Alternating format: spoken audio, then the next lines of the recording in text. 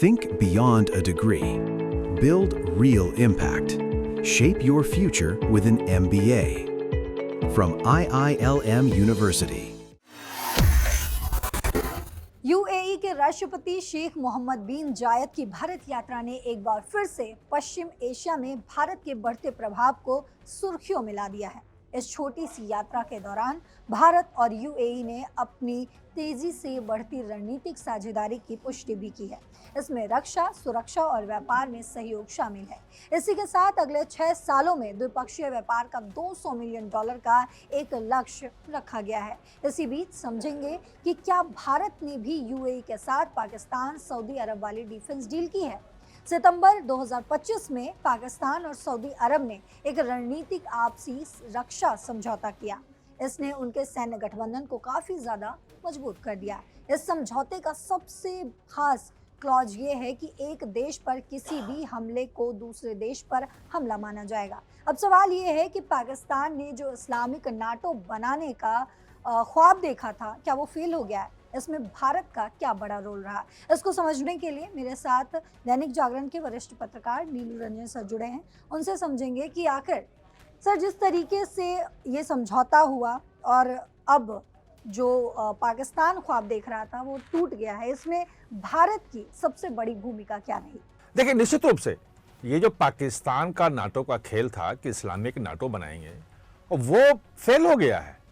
और बहुत चतुराई से, बहुत सलीके से भारत ने उस पूरे जो इस्लामिक नाटो बनाने का था, नाटो का मतलब कि आप जानते हैं कि नॉर्थ अटलांटिक जो है ट्रीटी ऑर्गेनाइजेशन है, वो अमेरिका ने बनाया था। और द्वितीय विश्व युद्ध के बाद जो सोवियत संघ के खिलाफ खासतौर पर कम्युनिस्ट के बढ़ते प्रभाव को रोकने के लिए नाटो के सदस्य बने थे।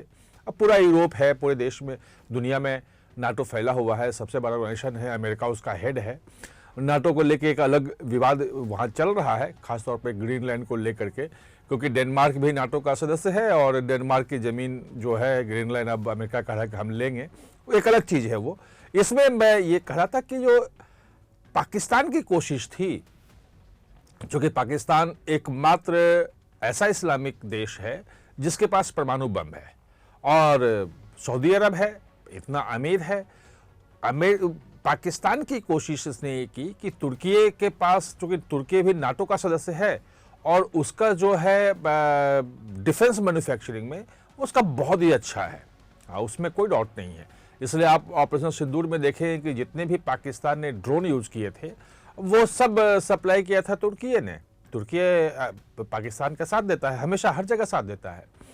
तो पाकिस्तान की कोशिश ये थी कि तुर्की का जो है वो डिफेंस मैन्युफैक्चरिंग का बेस मिल जाए, जो सऊदी अरब का पैसा मिल जाए, तेल का बहुत ज़्यादा पैसा उस वाला अमीर देश है, और पाकिस्तान का जो है वो न्यूक्लियर स्टेट का एक अम्ब्रेला मिल जाए, तो तमाम जो इस्लामिक देश हैं वो उसके अंदर आने लगेंगे, उससे जुड़ने लगेंगे। और ये होगा कि किसी भी इस्लामिक देश के ऊपर कोई भी हमला हुआ तो सारे इस्लामिक देश उसके साथ मिलकर लड़ेंगे। जैसे कि नाटो का है कि नाटो के सदस्यता का यही है कि एक सदस्य देश पर कोई हमला हुआ तो सभी करेंगे। यूक्रेन इसीलिए नाटो की सदस्यता चाह रहा था कि रूस कुछ न कर पाए, और रूस इसलिए रोकना चाह रहा था, यूक्रेन पर हमला किया कि नाटो को हम अपने सीमा पर तक नहीं आने देंगे, वो यूरोप तक रहे और बीच में बफर में यूक्रेन है। आज भी ये चीज़ अटकी पड़ी है। यही पाकिस्तान की चाल थी और अभी है भी, कोशिश कर रहा है, वैसे फेल हो गया, वो कोशिश जारी रखे हुए है। अब क्या कि भारत ने वो सीधे जो यूएई के साथ जो दोस्ती है भारत की, वो बहुत प्रगाढ़ कर ली और यूएई के साथ मिलके जो अभी जो यूएई के राष्ट्रपति आए थे, केवल 3 घंटे राष्ट्रपति रुके थे भारत में, लेकिन उस 3 घंटे में जो समझौता हुआ उसकी आवाज़ जो है वो गूंज पूरी दुनिया में सुनाई दे रही है। और वो डिफेंस का भी है, स्ट्रेटेजिक समझौता भी है।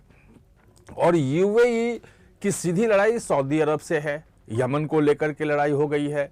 यमन को लेकर तो बिल्कुल आमने सामने आ गया है सऊदी अरब, क्योंकि यूएई अब एक बड़ी आर्थिक ताकत जो है वो मिडिल ईस्ट में है। खाड़ी के देशों में यूएई की बहुत बड़ी ताकत हो गई है और बड़ा जो व्यापारिक केंद्र बन गया है वो, और पूरे अफ्रीका में जो निर्यात होता है उसका बड़ा सेंटर बन गया है, मतलब खाड़ी के देशों में भी अफ्रीका तक।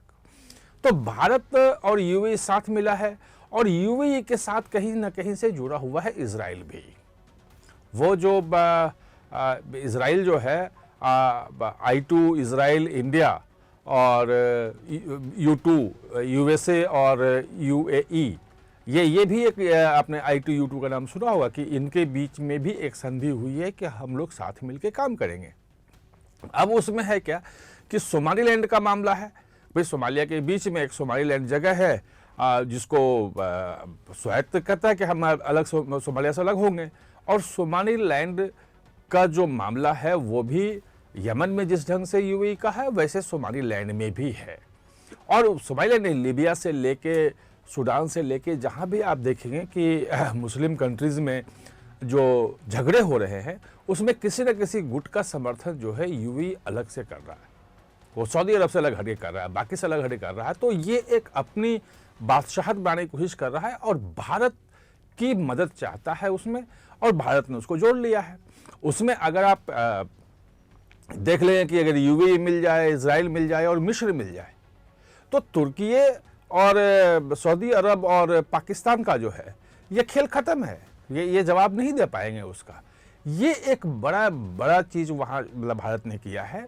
और बाकी देशों में, मतलब अब मलेशिया हो चाहे इंडोनेशिया हो, ये बड़े इस्लामिक देश हैं, इन देशों ने भी कहीं से पाकिस्तान का जो नाटो, इस्लामिक नाटो बनाने का जो कोशिश है इसके समर्थन में नहीं आए हैं, और कोई सभी चुप बैठे हुए हैं।